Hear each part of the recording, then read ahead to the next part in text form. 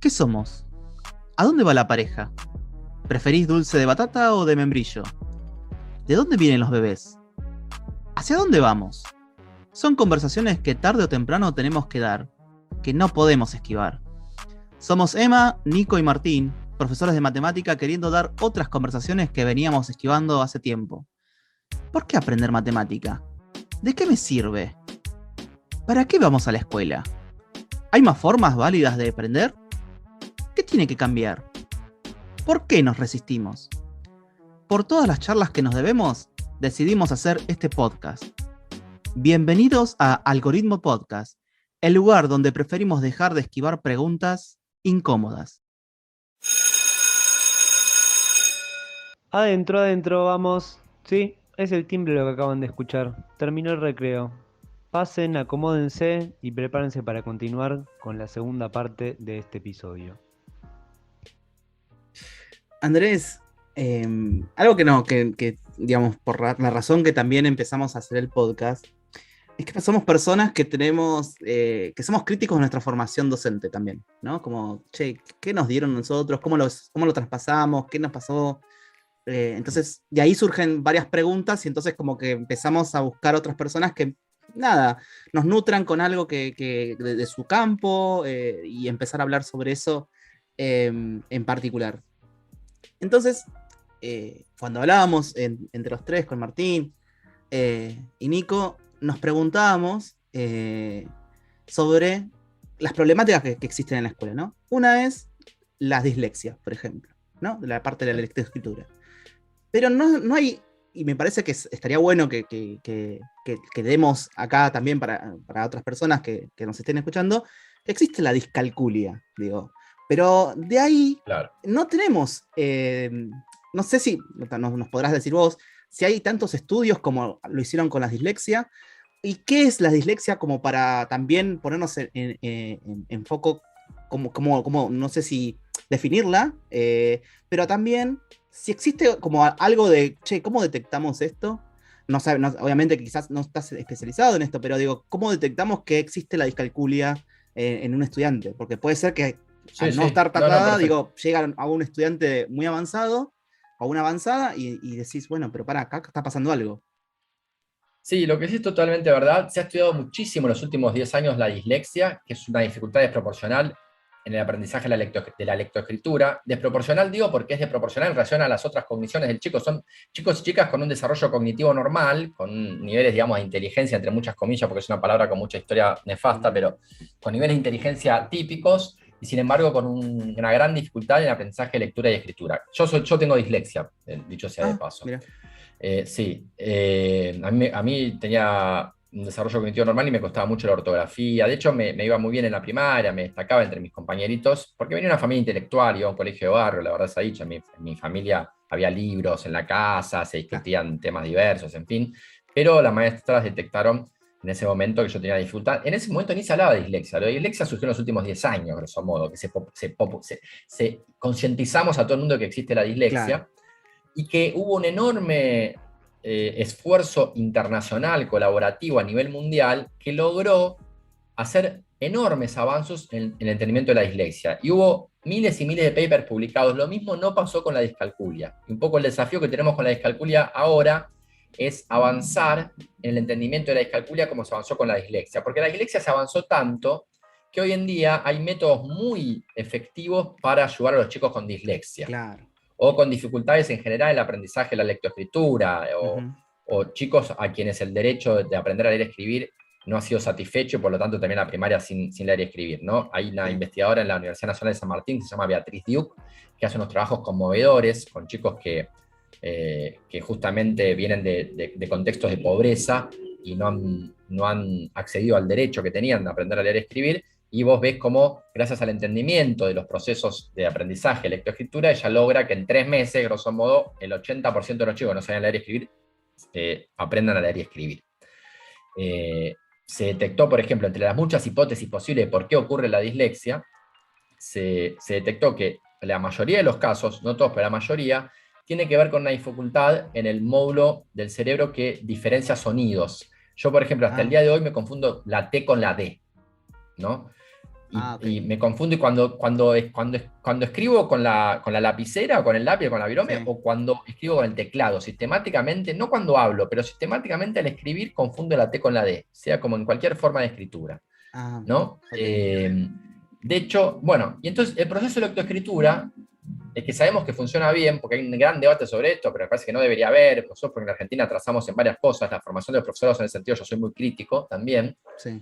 porque hoy sabemos que lo que funciona son las técnicas llamadas de conciencia fonológica, donde los chicos concientizan algo que ya hacen, como les dije yo, así como la araña teje tela de araña sin ser experta en geometría, los chicos hablan bien y hacen cosas sin ser conscientes de que las hacen, aplican algoritmos sin ser conscientes de que están aplicando los algoritmos. Los algoritmos que aplican son algoritmos que lo que hacen es separar las palabras en sus fonemas fundamentales y combinar esos fonemas de tal forma que son como los átomos del lenguaje, Claro. para combinar esos fonemas para crear entonces palabras y oraciones.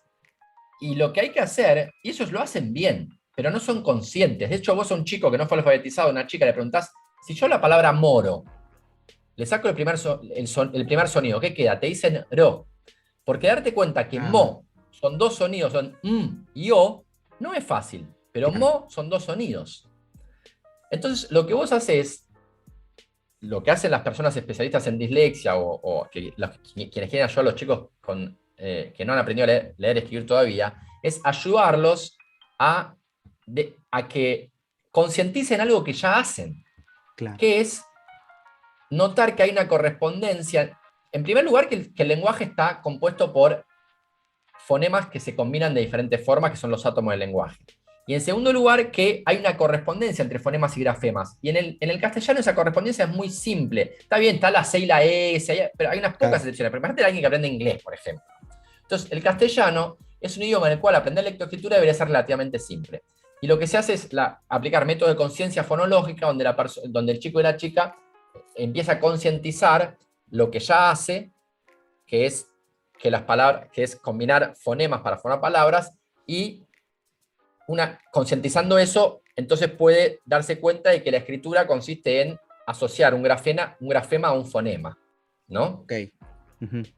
Eh, y, y esto fue uno de los avances muy importantes en el estudio de la dislexia, porque entender que, por ejemplo, muchos de los problemas de los chicos con dificultades en el aprendizaje de lectura y escritura tenían que ver con la diferenciación de los sonidos, bueno, es todo un avance, ¿no? Entonces Sí. se enfatiza mucho el sonido de cada letra, en fin.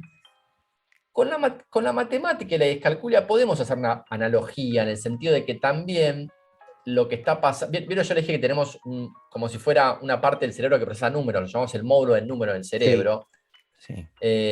Y que los animales ya de alguna forma están contando. Los chicos que les cuesta la matemática, sin embargo, en contextos de juego, en el comportamiento, ves que de alguna forma están haciendo cuentas muy elementales, ¿no? Hasta 2, hasta 3, hasta 4, de repente están contando cuando juegan. Tienen que de alguna forma ser consciente, así como hablamos de conciencia fonológica para la dislexia, podemos hablar de cómo, porque tienen que concientizar lo que ya hacen, hacer consciente algo que su comportamiento hacen. Con la matemática un poco pasa lo mismo. Lo que hay que hacer es que el chico concientice algo que probablemente en el comportamiento, desde bebé, como les comenté yo recién, ya hace. Y ahí en la discalculia hay mucho menos avance, hay muchos menos papers publicados y hay mucho menos estudios. Claro. Lo que se hace para la matemática en general, la idea es que pasar de lo concreto a lo abstracto, que primero que el concepto de número se aprenda tocando y con elementos concretos. Concretos, ok. Pero lo que se está empezando a desarrollar, me decías, hay formas, para seguir respondiendo a tu pregunta, me preguntaste varias cosas, porque la otra pregunta era, ¿hay formas de detectar tempranamente a los chicos que van a tener, por ejemplo, dificultad en matemática, como ocurre con la lectoescritura? Porque hoy en día existen los famosos screeners, donde vos escribir en inglés acá, ¿cómo se dice? Como un pantallado. Lo que haces es hacer como unos testeos rápidos con chicos Claro. a la edad más temprana posible, porque nosotros sabemos que a los 7 años se cierra una ventana de plasticidad cerebral importante. Entonces, cuanto antes detectes que un chico va a tener una dificultad en el aprendizaje de algo, y antes hagas la intervención, más efectiva va a ser esa intervención. Entonces, con la dislexia se han desarrollado unos screeners que trata de detectar a chicos y chicas con posible que van probablemente a desarrollar una dificultad en el aprendizaje de lectoescritura, pero que descubriríamos recién en la escuela primaria, a los 7, 8, 9 años. Con estos screeners puedes ver si esa persona está en riesgo de desarrollar eso y hacer una intervención temprana antes. Ok. Con la discalculia hay algunos screeners que se usan, pero se están teniendo que probar mucho más, y en particular les cuento que en la Argentina hay un equipo de gente fantástico desarrollando un screener en colaboración internacional con gente de todas partes del mundo, en particular con Brian Butterworth, un inglés que es uno de los pioneros del estudio de la discalculia, tiene más de 80 años ya, y quienes están estudiando esto son Inés Zerboni, sobre todo ella se lo puso al hombre y lo inició, pero con un montón de gente en todo el mundo, han desarrollado un screener de discalculia que es portable, se puede hacer en una tablet o en la computadora, donde se les presenta a los chicos diferentes juegos para chicos de 5 años, para tratar de darse cuenta si ese chico está en peligro o no de desarrollar una dificultad de aprendizaje de la matemática. Hoy hablé con un amigo que me contó, con una psicopedagoga que está usando un screener para discalculia que se desarrolló en Chile, que le funciona muy bien, realmente muy bien. Ella con ese screener logra separar bastante bien los chicos con dificultades que van a desarrollar cuando empiece la escolarización, dificultades en el aprendizaje de la matemática. Eso puede depender mucho de la población y bueno, lleva tiempo validarlos y todo, pero se están desarrollando acá también, lideradas por Inés Zerboni y un grupo de chicos de la ORT, de la escuela ORT, que son fantásticos, la desarrollaron. Lisandro Acuña es un poco el líder de ellos y de hecho se está ahora haciendo estudiar a la Universidad de Stanford, entró, una cosa increíble, un pibe que vuela. Sí. No, terrible. Entonces, este chico, Licho Acuña, desarrolló con todos los pibes de la ORT un screener orientado por Inés Zerboni, por Brian Butterworth, por Silvia Figiaconi y un montón de otra gente que estudia, psicopedagogas que estudian la discalculia. Y entonces una muy buena noticia porque en breve vamos a poder repartir ese screener a todas las escuelas para tratar de detectar tempranamente chicos que están en el grupo de riesgo de desarrollar dificultades en el aprendizaje de la matemática, ¿no? Y aparte en español, perdón, ¿no? En español, digo, porque no hay claro, tanto material en español, digo. Sí.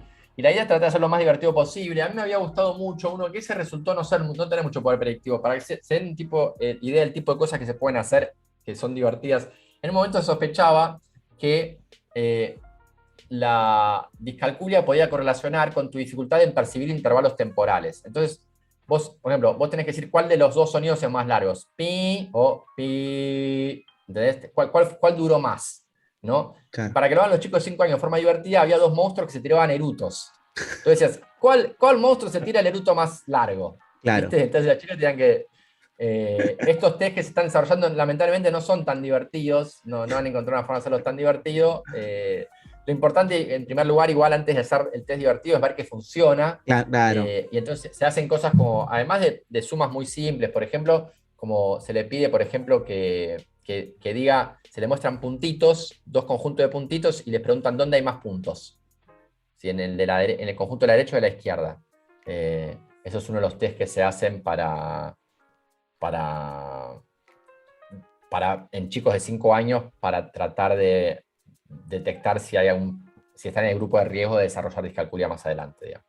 Claro. Pero yo no estoy por dentro tanto de ese desarrollo. Estuvo al inicio, después me abrí un poco, pero sí me gusta mucho comentarlo porque me parece que es un grupo de trabajo espectacular, que están haciendo cosas increíbles y que lo están probando ya en varias escuelas.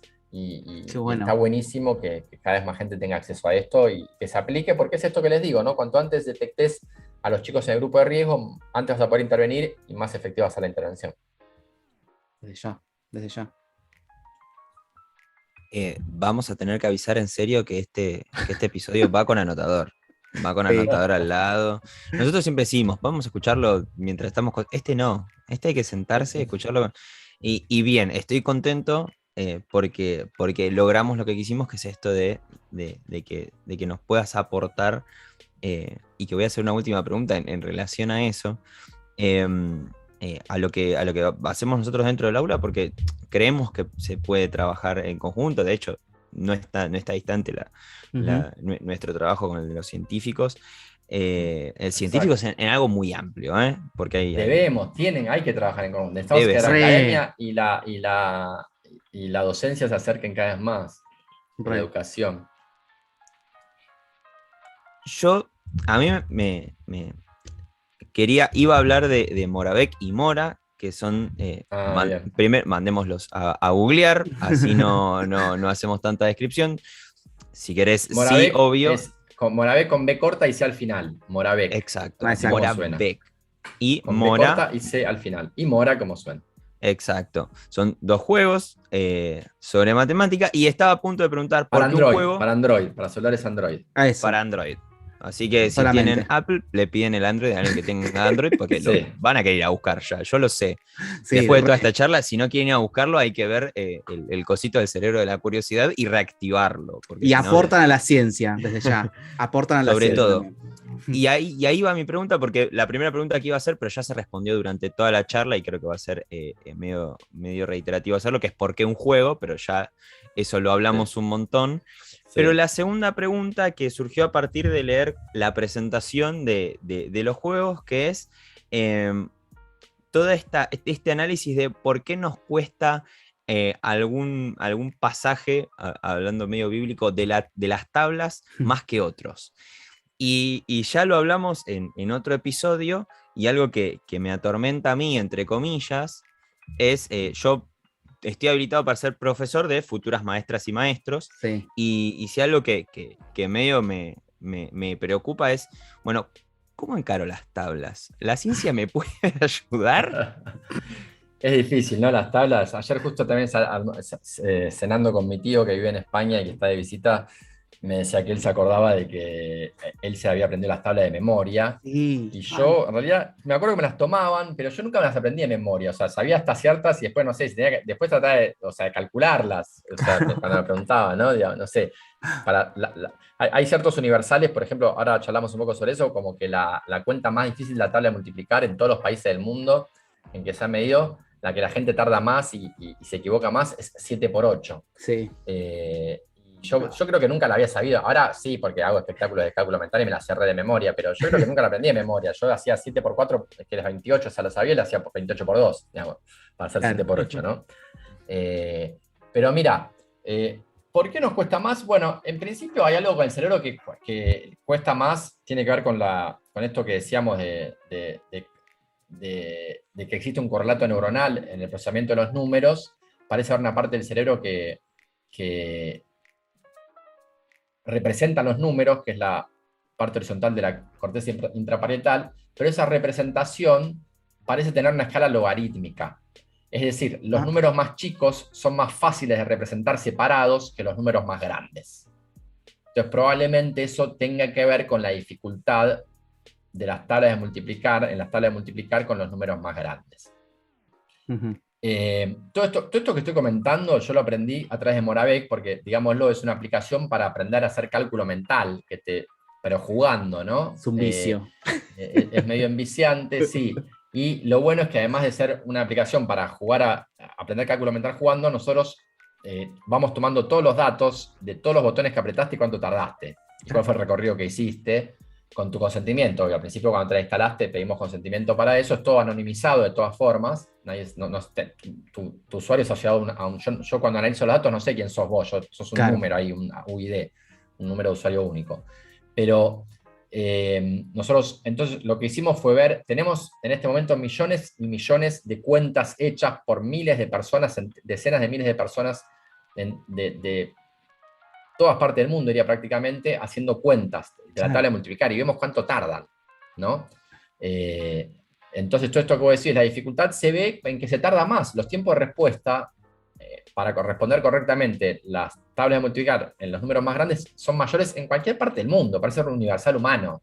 Y lo interesante es que no importa cuánto practiques, eso sigue pasando. Lo que es antiintuitivo, porque vos decís, si me la sé de memoria, ¿no? La memoria no es que practicás mucho, no tenés que tardar lo mismo en memorizar cualquier cosa, ¿no? Si vos memorizás porque hay una analogía que vos podés hacer que es, no sé, yo lo hago en mi libro Atletismo Mental, no me la acuerdo de memoria, pero vos decís, Juan Alberto vive en la calle Perón. Juan vive en la calle Alberto. Y Alberto Juan trabaja con Pedro. Y si vos sustituís trabaja con como si fuese una suma, y vive con como si fuera multiplicación, y Pedro y Juan son números, eso son las tablas de multiplicar.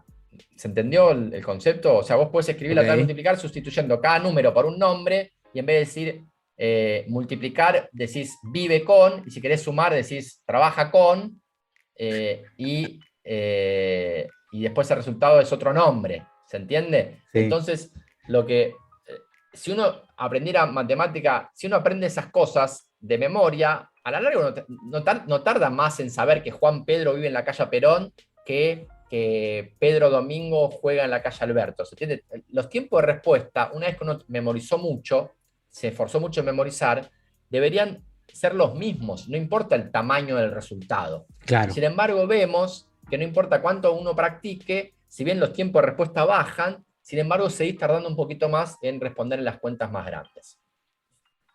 Es terrible. Y eso yo creo que tiene que ver con la representación logarítmica, que tu cerebro cuando representa números lo hace de forma logarítmica y le cuesta más diferenciar entre números grandes. Ahora bien, hay algunas cosas, un truco que descubrimos con Moravec, y esto no se sabía, por lo menos en la literatura científica nunca se había dicho, nunca se había reportado. Hay 4 operaciones en la tabla de multiplicar que hay un orden que si las decís, los chicos aprenden más fácil. Esto es un buen consejo para los maestros. Vos, por ejemplo, ¿ustedes se imaginan cuáles son esas? ¿Ustedes la saben esta? ¿Me vieron hablar de esto en algún lado o no? No. ¿Cuáles son No, esas esto- 4 operaciones? Ok, esto me porque generalmente fascina. yo te digo, por ejemplo, 7 por 3 o 3 por 7, vos respondés igual de rápido 21. Ujú. Pero hay 4 operaciones en la tabla que vos tardás más en un orden que en el otro. Y si respondes en el orden que tardás menos, le facilitas el trabajo al alumno. Esas Apa. 4 operaciones, acá pueden poner pausa a lo que están escuchando y tratar de deducir cuáles son. Yo se las voy a decir ahora, pero a mí me Me costó gusta. darme cuenta de qué es lo que pasaba. Cuando analizaba los datos veía que estaban estas 4 operaciones, no entendía bien qué estaba pasando hasta que me di cuenta de qué estaba pasando. ¿Qué estaba pasando? Esas 4 operaciones son las únicas 4 operaciones de la tabla de multiplicar que tienen rima en un orden, pero no en el otro. Entonces, No me 6 por digas. 4, claro, 6 por 4, 24 rima, pero 4 por 6 no rima. Entonces a tu alumno no le enseñes 4 por 6, enseñas 6 por 4, 24, que es más fácil que 4 por 6, 24. 6 por 4, 24 rima y le vas a facilitar al chico que pueda memorizarlo. Después, 7 por 5, 35, 9 por 5, 45 y 6 por 8, 48, en adelante te abrocho, ¿no? Esa Claro. es la que memorizamos todos. Entonces, 6 por 8, 48 es mucho más rápido responder que 8 por 6, 48, ¿no? Entonces, vemos cómo la dificultad de dar multiplicar depende de varias cosas, porque también depende un poco del lenguaje, ¿no? Se supone que guardamos la tabla de multiplicar de 3 formas, los hechos numéricos, en realidad, de 3 formas diferentes. Una forma que es verbal, que aprender la tabla de multiplicar como si fuera un verso, y por eso probablemente es más fácil, estas 4 operaciones son más fáciles de memorizar en ese orden, porque hay algo de verbal, pero también las aprendemos un poco en forma de visual, digamos, como cuando aprendemos a escribir las operaciones en la tabla, y una forma que es como amodal, digamos, que es el concepto abstracto de la tabla de multiplicar, que también son tenemos 3 formas de representar números en el cerebro probablemente, y podemos ayudarnos de las 3 formas para tratar de que los chicos aprendan más. Entonces, un pequeño consejito que les doy es que en esas 4 operaciones lo hagan de esa forma. Un último comentario en relación a tu pregunta, Nico, es la siguiente.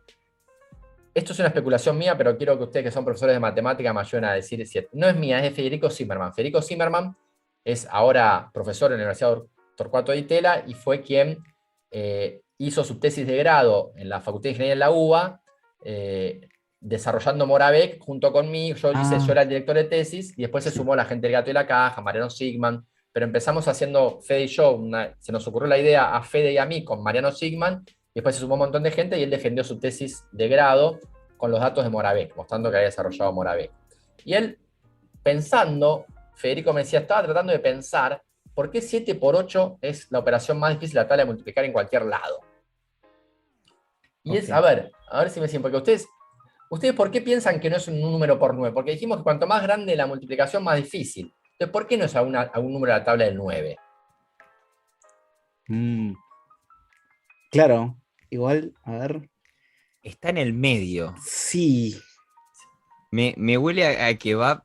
Sí, no sé. Yo te digo por qué pienso que es así. Yo pienso que la tabla del 9 tiene un truco. Que es por 10 menos 1. Claro. Sí. ¿No? Hermoso. Sí. Entonces, cuando sabes ese truco, se te facilita la tabla del 9. Claro. Si sacás la tabla del 9, que la facilitas con ese truco, haces, no sé, 7 por 9, haces 7 por 10 menos 7. Claro. ¿No? Cuando aprendes ese truco, se facilita la tabla del 9. Entonces, una vez que aprendes ese truco, si sacás la tabla del 9, la respuesta más grande que queda es 7 por 8. Porque después sería 8 por 9 la más grande. Pero 8 por 9, la tabla del 9 tiene truco. Hago 80 menos 8, 72. Claro. Entonces es probable que 7 por 8 sea el número más difícil en todas las culturas humanas porque tiene que ver con la estructura de nuestro cerebro, con cómo representamos los números y que dentro de la tabla de multiplicar es el número más difícil que no tiene un truco para hacerlo más fácilmente. Entonces, esa sería la razón por la cual 7 por 8 es la... Creo yo, esto se le ocurrió a Federico Zimmermann y para mí es probable que tenga razón. Es válido. Sí, Y si ustedes están de acuerdo, creo que ya somos sí, 3. sí. Y Sí, es sí. sin trucos, si nos ponemos a pensar, porque nosotros la tabla aprendemos primero en orden, bueno, eso, 2 por 2 Claro. bien. Sin trucos es el último que aparece, si nos ponemos a pensar. Igual, Claro. claro, yo Además, también pensando ahora esto, digo, el 7 siempre trajo problemas igual, ¿no? Porque digo, si uno piensa cuando un número es divisible por 7, es un quilombo. Digo, eso es como un montón sí. pensar en El eso. Yo Digo, ni me lo acuerdo. ¿Cuál es el criterio de visibilidad por no, 7? yo tampoco, claramente. No, Tendría que es buscar. horrible. Es horrible. Sí, Tenés sí, habría que no sé, googlear. Profesores de Criterio visibilidad por matemática 7. tenés que ver los pares, los dígitos pares, los dígitos impares, hacer la resta, y si eso es múltiplo, creo que es múltiplo de 7, creo que es divisible. Ah, mirá vos. Algo así Yo ni me creo lo que sería. acuerdo, ni me lo acuerdo. Digo, si así es, la regla para la divisibilidad, imagino Sí, sí. toda la parte del 7 como que trae problemas, inconvenientes. Sí, Así que también es pensar en eso. También tiene que ver con eso, sí. Ayer justo mi tío me decía eso. Para mí la tabla más difícil era la del 7. Sí, Porque yo creo que tiene que ver con que es grande y no hay reglas. claro. Digamos. También, digo, es más en complicado fin, de encontrarle la vuelta, creo. Sí, ni hablar. Bueno, Hablando de criterio de visibilidad, a mí uno que me encanta demostrar, que es lindo para los más nerds, tratar de demostrar por qué es así, es el criterio de visibilidad por 9. Si sumás todos los dígitos y es 9 o múltiplo de 9, entonces es divisible por 9. Hacer la demostración de por qué eso es así es muy linda para hacer como desafío matemático, en esto de plantear desafíos interesantes y que cuando demostrás, ves la elegancia de la demostración y decís, wow, qué lindo esto. En fin. me haces acordar a Pero mi bueno. clase de álgebra 3, que cuando teníamos la parte de teoría de números, era esto, por ejemplo, bueno, demostrar la divisibilidad del 7, del 9, y decía, Claro. bueno, sí, acuerdo, ¿eh? Como que hay una elegancia en esto, hay como un sabor Placer, distinto. llamémoslo placer. Sí, vamos a llamarlo placer a Déjenme. partir de ahora. Placer, sí. Así no quedo tan loco. Al final. Sí, llamémoslo placer, ni hablar. Pero aparte es lindo cuando algo que al principio te parece que es absolutamente arbitrario se transforma en algo intuitivo, ¿viste? Yo tenía un profesor de matemática, un gran profesor en la facultad que decía eso, que una buena demostración era una demostración que transformaba en algo que al principio era arbitrario en algo que intuitivo, porque cuando entendés la demostración dices, claro, obvio que es así, Era tiene que esto. ser así, es intuitivo, claro. Sí, Andrés, ahora como para finalizar, primero agradecerte sí. de todo esto. No, por favor, es un gusto. Te vamos a poner en situación, te pongo en situación. Vas a Sí. un bar, ¿sí? Sí. Te sentás, pedís un café y Ajá. ahí tenés un sobrecito de azúcar, ¿sí? Vos le pones Sí. azúcar y ahí viste que en todos los sobrecitos de azúcar hay frases. Sí. ¿Qué frase de Andrés Riesnik del día de hoy Sí. debería estar como síntesis de la charla? ¿Frase mía o frase que puede ser de Frase- otros que a mí me gustan? Frase tuya, digo, que Ah. sintetice, o digamos, de todo esto de la charla de hoy, o De que la charla piense de que, hoy. sí, o que quieras que traer Ah. algo distinto también, como para pensar lo del podcast del día de hoy. Ok. No, me gustó el ejercicio que me hizo hacer Nico de pensar a las etapas de la seducción en la matemática. Entonces, la matemática, tal vez la frase sería, se puede seducir a cualquiera a que le guste la matemática. O sea, hay formas de seducir a la gente si uno lo piensa bien y hacer que ese miedo, esa ansiedad que le da a la matemática, baje la guardia, se sienta cómoda y después pueda ser seducida, ¿no? Me gustó, eso me gustó. Después a mí como frase para la vida, yo siempre, si me dan a elegir una frase para la vida, es algo que se llama la plegaria de la serenidad, que me parece que aplica a todo, que es una frase que dice algo así como, tiene sus diferentes formas, pero algo así como, Señor, porque la dijo un teólogo por primera vez, la formuló en su forma más conocida, es algo así como, Señor, dame coraje para aceptar lo que no puedo cambiar. No, dame coraje para cambiar lo que puedo cambiar, humildad para aceptar lo que no puedo cambiar y sabiduría para distinguir las dos. No, me parece que eso es fundamental por acá la tenía. Es hermoso. Sí, sí, no, es serenidad para aceptar todo aquello que no puedo cambiar. Como lo dije yo, humildad, no, es serenidad. Ah, claro, llama la plegaria la serenidad. Es serenidad para aceptar todo aquello que no puedo cambiar. Coraje, dije yo, acá en esta forma, acá dice valor para cambiar lo que soy capaz de cambiar y sabiduría para entender la diferencia. Pero bueno, sí, un poco esa idea me parece fundamental, la de que hay cosas que uno no puede cambiar. Yo nunca, a mí me encantaba el fútbol y de chico quería jugar al fútbol y bueno, nunca hubiera llegado a jugar a primera división. Yo creo que a mí no me daban los genes para eso y no lo iba a poder cambiar eso, ¿no? Yo nunca hubiera sido Messi, ¿no? Ujú. Pero también aceptar como todas cosas no sí puede cambiar. Y en matemática muchas veces uno siente que no puede. Y bueno, tal vez nunca vas a ser el mayor matemático, nunca vas a ser Gauss, nunca te vas a acercar a ser el mayor matemático de la historia, pero sabés que puedes avanzar muchísimo y puedes aprender un montón de cosas y que con las herramientas que se van descubriendo vamos a poder cada vez más acercar a personas a la matemática y hacer que se desarrollen cada vez más en este ámbito. Y bueno, y la sabiduría para entender justamente qué cosas vamos a poder cambiar y qué cosas no, ¿no? En fin. Excelente. Muchísimas gracias, Andrés. Bueno, nada, placer, nada más que eso.